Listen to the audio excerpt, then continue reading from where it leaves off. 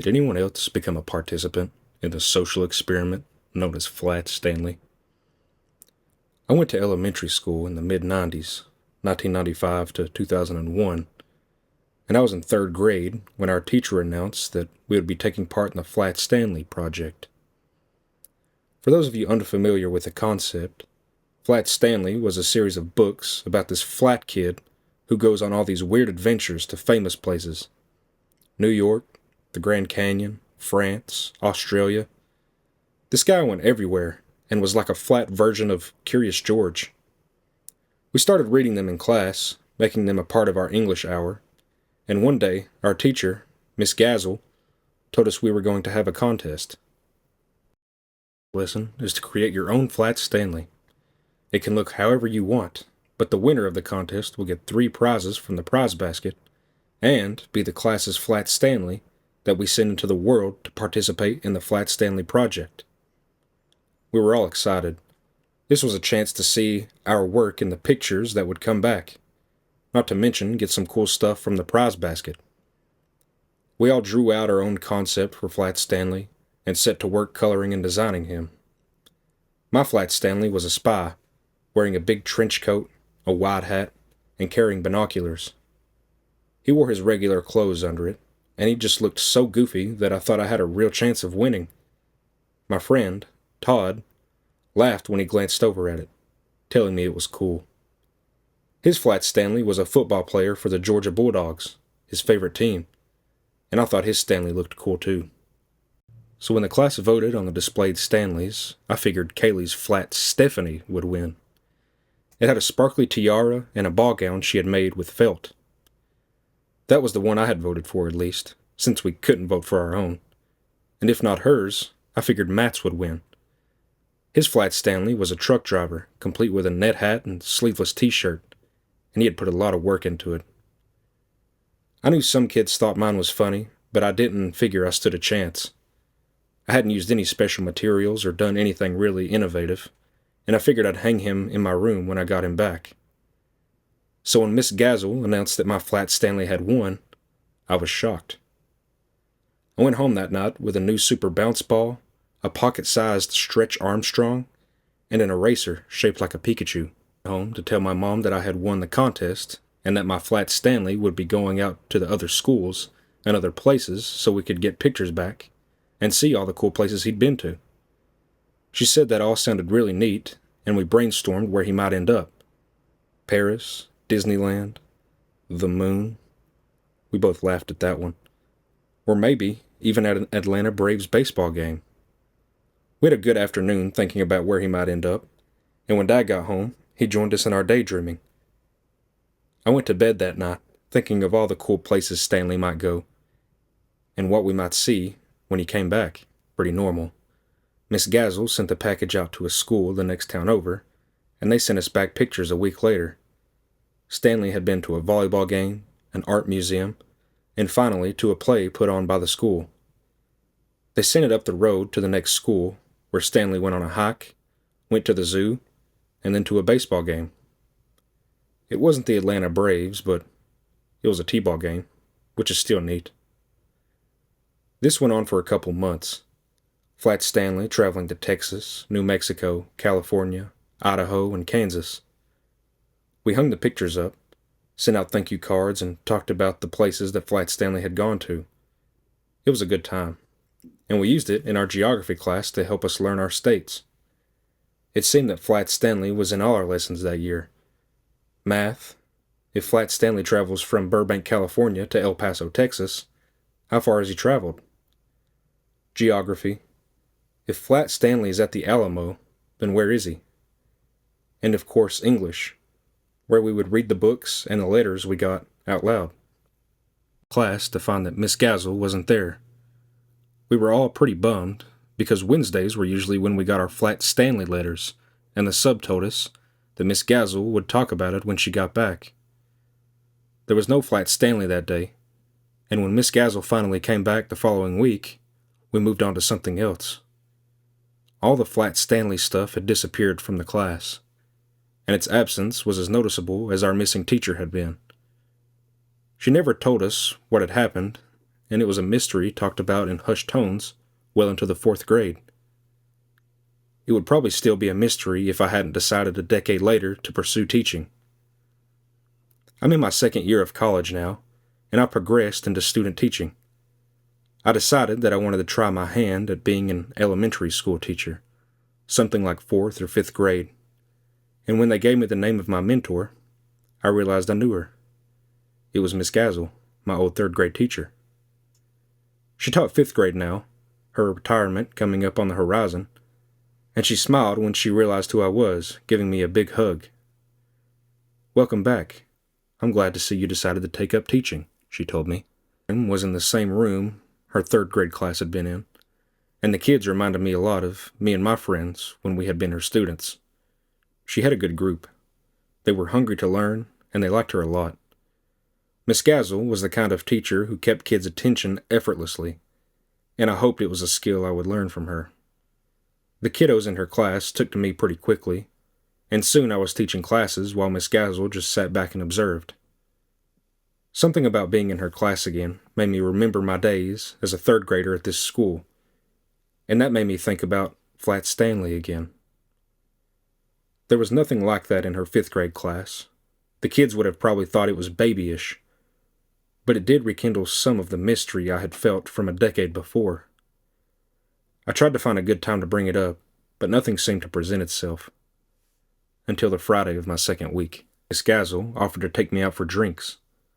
I was a little surprised, and she must have noticed, because she started to laugh at me. "What?" she asked, her coat over one arm. "You didn't know teachers drank?" I decided to join her and found a small group of other teachers waiting for us when we arrived. Some of them I knew, most of them I didn't, but it turned out that this was a regular thing for them. They drank and talked about their week, complaining about some students who were especially difficult, and generally just blew off some steam. Miss Gazel and I sat in the corner, nodding and listening to them, and she smiled at me over the lip of her 4th glass of wine sometime near 11 o'clock. "I've been sending glowing reviews to your professors," she confided in me. "You're one of the better student teachers I've ever worked with. I think you're probably a shoo-in to be hired at the end of your training period, and I'll recommend you to the principal myself if he doesn't extend you a position." I thanked her, sipping my 2nd beer as I took it all in. "Hey, can I ask you something?" I said suddenly. She replied to me, saying, "Neither of us is nearly drunk enough for you to offer me a ride home yet, big fella," she said, snorting into her glass. No, nothing like that. Something's always bugged me from my time in your class, and I was wondering if you remembered the Flat Stanley project we did?" Some of the color fled from her cheeks, and I could swear she shuddered a little. "I'm surprised you even remember that," she said. "It was a long time ago." "Well, everything disappeared from the class so quickly, and when you came back, you never brought it up again. All the books were gone from the class library, all the letters were gone, everything was missing. I think we talked about it for half of 4th grade before something else caught our attention." She looked far away for a moment, as if contemplating whether she actually wanted to answer me or not. "I think I need a little air. Would you care to escort me?" I told her I would, and we left amidst a hail of catcalls about cradle robbers and cougars on the prowl. I had taken her arm, and she was trying to be unbothered by it, but she was stiff and a little unsteady as we walked out onto the patio. Something had spooked her, and I didn't think it was the half-hearted teasing of her peers. When we got outside, she leaned against the railing outside the seating area, looking at the waves as they crashed against the water below us. I came over and leaned beside her, realizing she was trying to figure out where to begin, and having trouble getting started. "Are you sure you want to know? That's a pretty messed up story, but I suppose we could count it as part of your education. Maybe it'll help you avoid something that got me in a lot of hot water and canceled the Flat Stanley project for the whole school." I told her I did in fact want to know. Pretty intrigued with what could have happened to make a whole school ban something as benign as a kid's art project, she began. Well, you remember that we sent the little guy around to a school in the next town over? Well, they sent it to another school, and that school sent it to another school, and so on and so forth. We had about the best results of any other class, getting back twice as much material as normal. I started integrating it into the curriculum, as you remember, and it was such a huge part of our class. I appreciated the material. Sometimes it's hard to keep kids' attention when they're that young, but Stanley really helped. But then, one day, I arrived to find that a new package had come the day before. She stopped, shivering a little as she watched the waves. Someone had sent our Flat Stanley back, and I was excited as I opened the envelope. We were starting fractions that day, at least we were supposed to, and I wanted to see if there was some way I could work fractions into the package. I would get my wish, but not in the way I wanted. I had reached into my pocket for a cigarette. Miss Gazel asked if she could have one. I had never seen her smoke before, but as she inhaled that first mouthful, she closed her eyes and looked euphoric. Supposed to go to Carter Wild Elementary School in Boise, but it appeared he had gone somewhere else. You're too young to remember it, but there was a pretty terrible person in the Midwest in the late 90s. He would pick up young women who were hitchhiking, and the police would find them later, after he was done with them. Somehow, he got our Flat Stanley, and thought it would be funny to use him to taunt the police. He had murdered 5 girls that week.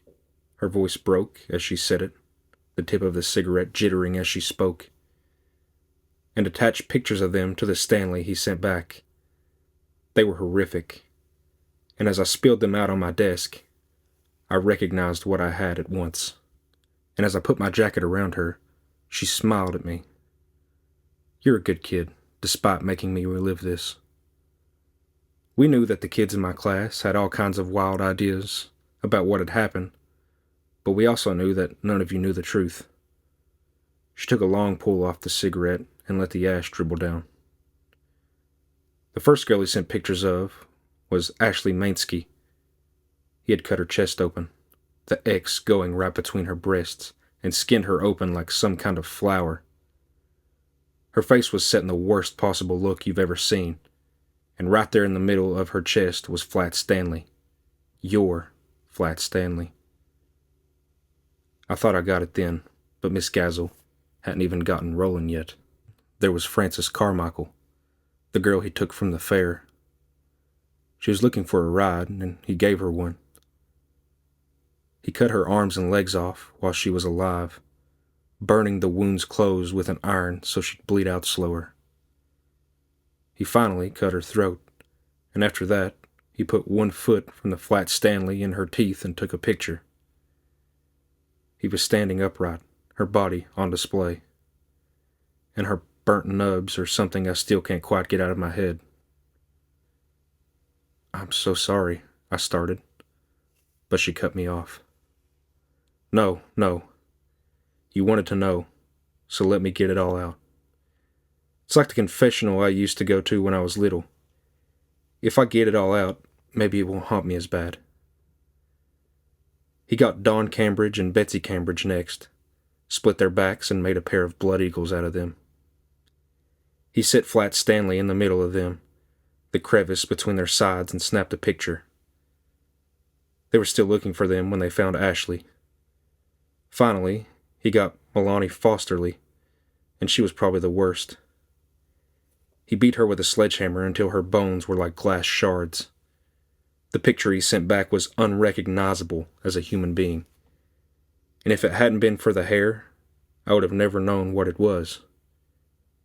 He stood the cutout between her lumpy legs as if to save her modesty, and she honestly looked about as flat as he was, if you don't count all the bone spurs sticking out of her, shaking, the shivering causing her to stutter over the last few words, and when she looked back at me, there was regret on her face. All the alcohol had been burned out of her, the fear having shaken it all loose, as her mind remembered what had most likely been the worst day of her life. I called the police, of course, but my real concern was for you guys. If this psycho had mailed this back to us, that means he had the address of the school.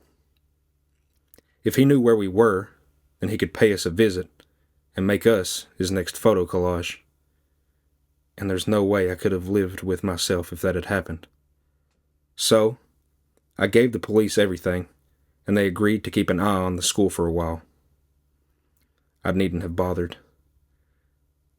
This twisted monster had a particular hunting ground and a particular prey, neither of which were children in Georgia.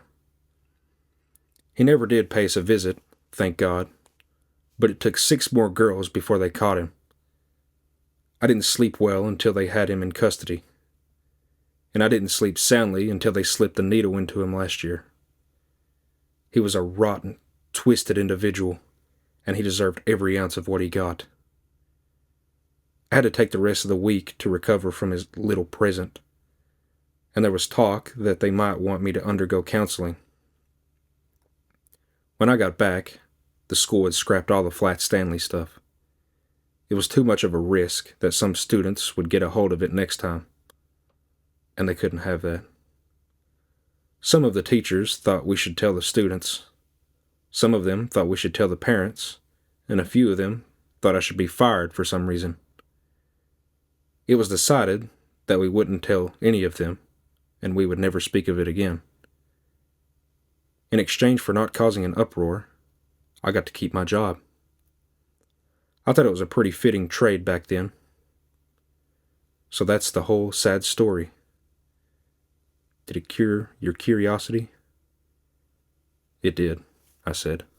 Miss Gazel was right, too. They offered me a job at the end of my training, and it turned out it was her job. Miss Gazel retired at the end of that year, wanting to spend more time with her grandkids and her daughters. We still get drinks sometimes, and she really is a lovely woman. As for me, I noticed one major part of the contract as it was presented to me. They put it in bold so you can't possibly miss it, and so if you break it, you really only have yourself to blame. Under no circumstances will our students participate in any program that sends documents to other schools or entities without the express permission of the administration. This includes pen pal programs, Hands Across the Water, the Flat Stanley Project, and other affiliated projects there within. I signed that contract 10 years ago, and now I instruct student teachers myself. In the decade I've been teaching, I have never broken that rule, and I have Miss Gazel's story to thank for that.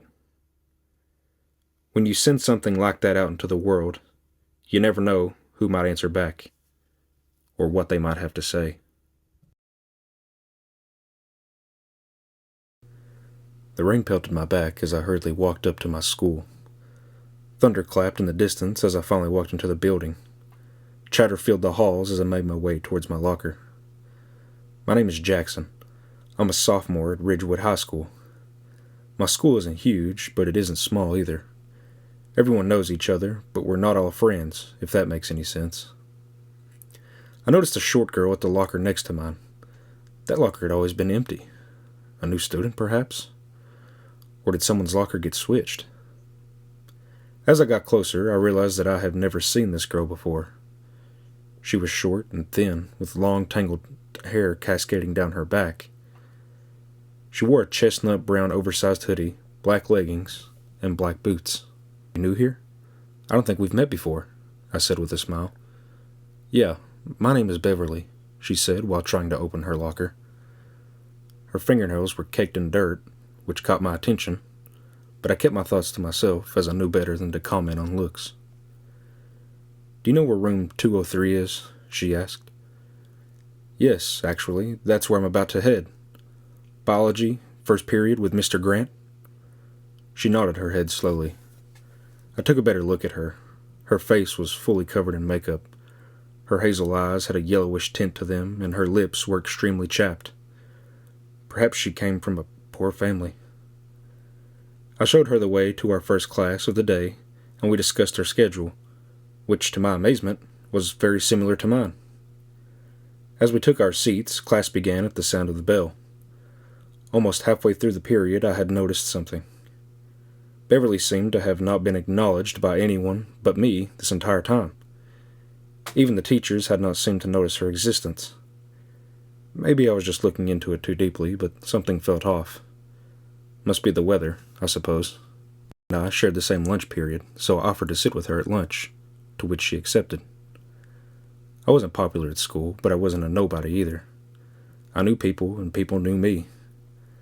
I didn't really have any friends either, as the ones I did have either had different lunch periods or weren't even at school today.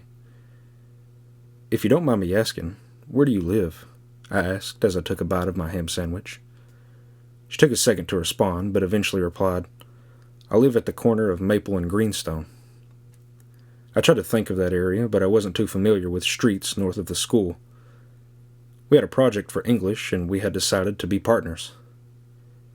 "Did you want to come to my place to work on the project after school? I live right down the road." "I can't," she said quickly and looked away. "Could we go to the park, maybe?" Her response confused me, but I agreed, and our plans were made. The bell rang at 3 o'clock, and she followed me out the doors into the drizzling rain. "Are you sure you don't want to come to my place, or even go to your place? It's a bit wet outside," I asked. "No, we agreed on the park," Beverly said firmly. For winter in New York, the weather was fairly comfortable at 45 degrees Fahrenheit. The park benches squeaked as we both sat down. I put down my sweatshirt on top of the table to prevent our papers from getting wet. I looked over to Beverly and saw her covering up her face with even more makeup. "You know you don't need that much makeup," I joked. She stared at me with narrowed eyes and continued applying a skin-colored liquid to her face.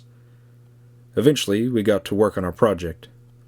It consisted of me doing all the work while she fidgeted and stared off into space. It didn't bother me much because I was used to always doing all the work for group projects, but I was hoping to get to know more about her. Before I knew it, the little bit of sun that was out had set, leaving us, or rather myself, working under the light of a dim streetlight.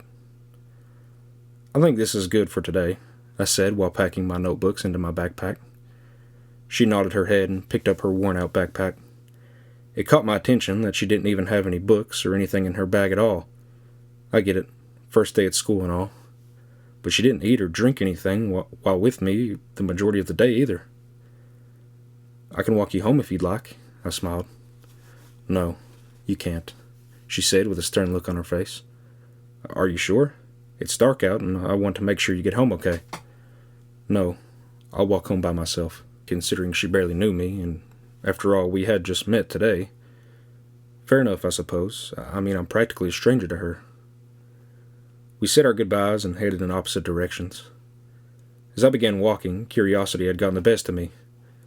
I wanted to know where she lived, but also wanted to make sure she got home safe, since there has been an increase in crime in our area lately. I kept my distance from her and followed her for about 15 minutes.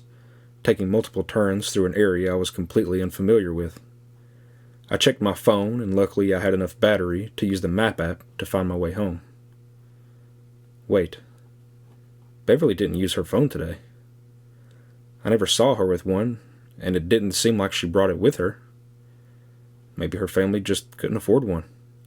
Still, even now, in 2021, it was odd for one not to have some type of smartphone. Maybe I never saw her use it. Beverly started running, and that caught my attention. I picked up the pace, while also keeping my footsteps light so she wouldn't hear me. She slowed down under a street lamp and looked around her with watchful eyes. I ducked behind a tree so she wouldn't catch me. I took this time to take in the area around me. Right in front of where she stood was a cemetery I had never seen in my 16 years of life. She quickly hopped over the fence and made her way down the dirt path. I followed her, being sure to avoid sticks and puddles that may make a sound. Lost track of her in the darkness. Surprisingly, there were no lights in the cemetery at all, which made it even more creepy. Just then, I saw a figure kneeling down in front of a grave, digging in the dirt. "What the heck?" I whispered to myself. As I got closer, the figure was no longer there. Was my mind playing tricks on me? Where had Beverly gone? I was curious as to what that figure was doing in front of the grave, so I slowly made my way towards it. It was a fairly normal grave. Mother Nature had weathered down the gravestone a bit, and vines cuddled it. The dirt appeared completely untouched, which had made me feel even more uneasy than I already was. My heart nearly stopped as I read the name engraved into the tombstone. Our beloved daughter, Beverly M. Keating, 2005 to 2021. You are always in our hearts and thoughts. You were taken from us far too soon. We love you always. I took a step back, almost tripping on a gravestone behind me. My eyes caught a glimpse of a picture frame nestled in the dirt in front of the grave. It was a picture of an older man, a woman, a young girl, and a baby boy. The young girl looked like a younger version of Beverly. I couldn't believe what I was seeing right now. This must be a dream. Beverly spent almost the whole day with me. She talked to me. Beverly? I called out into the night. Only the crickets and the whistling of the wind responded. The air got even colder, so I turned to head home. Just as I turned around, a faint whisper came from behind me. I told you not to take me home.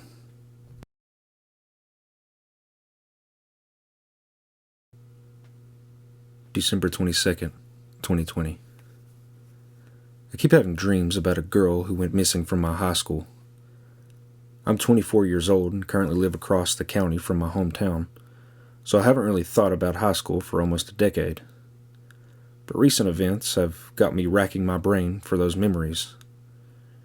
Every night, for the past 6 nights, I've been having these dreams that appear to be a retelling of a story, always taking place in my old high school, and always involving the same girl, Rachel Curid. Rachel went missing when I was a senior and she was a junior, so I didn't know her very personally. From what little I knew, she was pretty, reserved, and private, only associating with a select group of people in the school.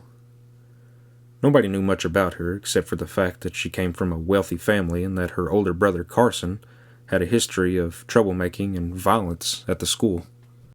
Rachel's disappearance, Carson was pulled out of school and sent to some kind of mental institution with no explanation, some of the adults rumoring that his violent tendencies became too much to handle for their parents. After he was sent away, Rachel didn't come to school for 2 weeks. The day that Rachel returned was eventful, to say the least. I remember the shock that I felt when I saw her walking down the hall for the first time in 2 weeks, and then the dread that replaced it when my eyes fell upon the bruises and that littered her exposed skin and sunken eyes. Rachel's eyes never left the floor to meet mine. Halfway through the day, a police officer showed up and pulled Rachel out of class. Apparently, the school faculty had reported her repeated absences with little response, but the physical state she had shown up to that day was enough for the police to actually investigate. That was the last time I ever saw Rachel. The last time anyone at school saw her, actually. She never returned to class after that, and a week later she was reported as a missing person by her parents. I never found her. I remember hearing the news and fearing for my life, finding it hard to believe that something like this could happen in a town that was so normal. 8 years later, and I've tried everything to block those memories out, to erase that guilt that still gnaws at my stomach sometimes when I'm trying to fall asleep because I could have done something, but I didn't. And now here I am, unable to sleep because every time I close my eyes I see Rachel. Maybe I'm slowly losing it due to sleep deprivation, but I can't help but feel like these dreams mean something. Almost like she's trying to tell me something. Last night's dream was of a class that Rachel and I had together in high school. It was surreal to see her alive and well in such a normal setting after all this time. The dreams seemed to be moving forward in chronological order of my memories, and I can't help but dread what I already know is going to happen. I'm afraid to sleep, but I know I need to see her again. 23rd, 2020. I saw her again. But this time, everything about the dream was different. It was dark and distorted, like something out of a fever dream, and the sound of a loud screaming filtered in and out of my ears constantly. I looked around and found myself in an unfamiliar room. It looked to be some sort of living room, adorned with expensive furniture. I heard a loud crash and looked towards the source of the sound to find Rachel's brother? Why is he here? He screamed and was throwing things around the room. Rachel was there too. She's trying to stop him. Carson grabbed her by the neck and threw her into the glass coffee table, shattering it instantly. I stood frozen in place as Rachel writhed in the floor in pain, Carson breathing heavily in the corner of the room. A woman, who I presumed to be Rachel's mother, came into the room and slowly looked around. Without saying a word, she walked over to her son and gently grabbed his arm, leading him away from the scene, leaving Rachel there, alone. I don't know what to make of this dream. Did this actually happen to Rachel? Is this what caused Carson to have to be sent away? I have so many questions. Nothing seems to make sense anymore. I've been doing research on the Keurig family all day. I couldn't focus on anything else if I tried. Their family is enormous and much richer than I thought. Apparently the father is a corporate lawyer and is a well-known figure in the political world. The only public information I could find for Rachel was her academic awards and her pictures during Keurig family events. I think she used to have a Facebook, but her family must have deleted it. I found almost nothing about Carson on the internet. No school records, no family portraits, no social media platforms, nothing. It almost seems like he was trying to stay out of the public eye. After searching around on her mother's Facebook page, I found a long message post from around 8 years ago. It was a statement made explaining why Carson was pulled out of school and gave a sugar-coated version of his mental health issues that led them to send him to a psychiatric hospital in Pennsylvania. In the post, she gave the name of the psychiatric hospital, so in a moment of desperation, I took it upon myself to search up the number for the hospital and give them a call. Obviously, they couldn't tell me much because of confidentiality, but they were able to tell me one very important thing. Carson Keurig is not a patient there. He has never been a patient there. They have no record of his file or ever of even meeting him. His parents are lying. They're covering something up. I know it. If he didn't go into this hospital, then where the heck did he go? What does his family have to hide? December 25th, 2020. The dreams are getting more intense, more real. Fate is trying to tell me something in some twisted, confusing way. When I opened my eyes in the dream, it was dark. I saw the figure of Rachel stumbling through the forest, the overcast moon making it almost impossible to see. I followed her, but my legs were not moving. It's kind of like if I were experiencing it without fully being there, with no control over my own body. Eventually, she walked into a clearing in the forest that turns into a cliff overlooking the lake. This place felt oddly familiar to me. There's something they were waiting for her. It was Carson. He looked distraught. I could barely hear their conversation. They spoke in hushed voices. Carson wanted to run away and skip town. He knew where his parents were planning on sending him as he overheard their conversation. He sounded regretful, like he was scared by the things he had done. Rachel wanted to go with him. She begged him to take her with, but he insisted that she wouldn't be safe with him. She agreed to let him go on the condition that they would meet at that spot once a week to check in. I woke up in a cold sweat. Carson skipped town. His parents must have covered it up in order to avoid a scandal. If the timeline of these dreams is aligned with the actual timeline, it means that Rachel is going to disappear soon. I'm running out of time. I need to know the truth, but I don't know if I can save her. Why is this happening to me? I think my next dream will be my last one. 2020. I have never been so horrified in my life. There is no way that this is happening. I cannot believe or explain what I've just seen in my dream. I'm still trying to process if what I saw was real. I open my eyes in the dream, and I am back at the cliff in the forest. Rachel was there too, sitting on the ground. She looked so scared. Carson appeared from the other side of the clearing, looking visibly upset. Rachel began to shake and stood up. He immediately began to yell at her, screaming that she was a traitor and just as bad as them. Rachel had told her parents where Carson was staying. They called the police and gave them the address. The police came to his apartment, but he climbed down the fire escape and came straight here. Rachel began to cry. She had been worried about him. He hadn't contacted her in days, and she was worried something happened to him.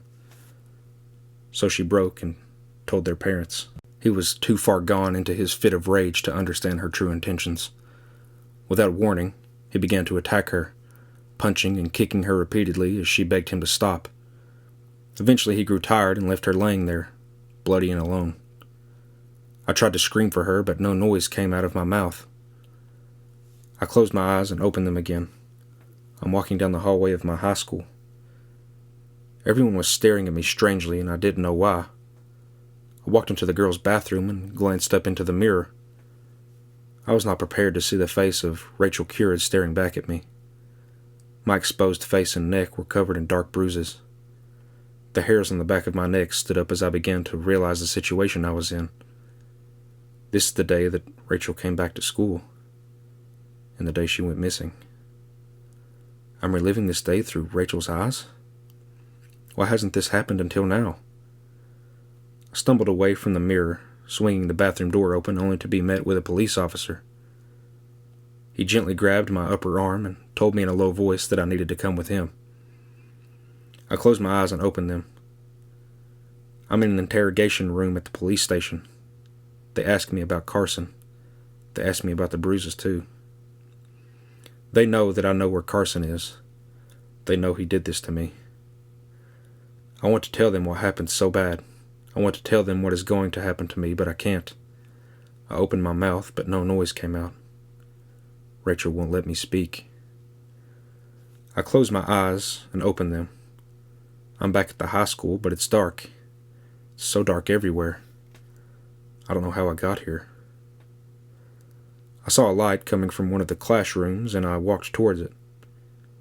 Carson is sitting in the middle of the classroom, waiting for me. He turned to face me, and then, crazed look in his eyes, sent chills down my spine. He looked like a wounded animal. He told me that he knows the police were questioning me, and that he knows I told them where he was. I told him he was wrong, that I stayed silent, but he didn't believe me. Carson reached deep into his pocket and pulled something out. It was a gun. He slowly raised it to the level of my forehead. He told me that I was too much of a liability, and that he was tired of hurting me. I stared him in the eyes as he spoke, but somehow I did not feel scared. I think a part of Rachel was relieved that everything would be over. With one last look, Carson pulled the trigger, and my vision went black. Once again, I was seeing Rachel and Carson from a third-person perspective, and I couldn't help but drop to my knees in anguish at the sight of Rachel's lifeless body. Slowly and painfully, I watched Carson pick up her body and carry it outside, leaving a trail of blood behind him. He stopped in an area by the school's football field, underneath the bleachers, and began digging. My eyes widened as I realized what he was doing. He was burying her there. I squinted my eyes shut as hard as I could, desperately needing to escape from this nightmare. When I opened my eyes again, I was awake and in my bed. First thing I did was run to the bathroom and throw up all the contents that were in my stomach. I didn't know what to do at that point, so I laid back down in my bed and stared at the ceiling. I didn't know if what I saw in my dream was real, but it felt so real that it left me with an unsettling feeling in my chest. Should I call the police? I didn't want to give them false information and make myself look like a lunatic, but if the information is true, then maybe Rachel was still buried there. With shaking hands, I searched up the phone number for the police station in my old hometown, hovered over the dial button. I called in the information as an anonymous tip. It means they don't know who I am. but it also means I don't get any updates on the situation. I guess I'll just have to wait and see. 8th, 2020. They found her. They found her body. I saw it on the news today. They dug her up from the spot underneath the bleachers. I don't know how to feel. I feel relieved that they found her body, but also so devastated now that I know what actually happened. I don't know why this happened to me. I don't know how it happened either. Maybe it's the work of a higher power, or maybe it's just karma from the universe. I will never understand it, but that's okay. This will be my last journal entry on this topic. I'm so sorry, Rachel.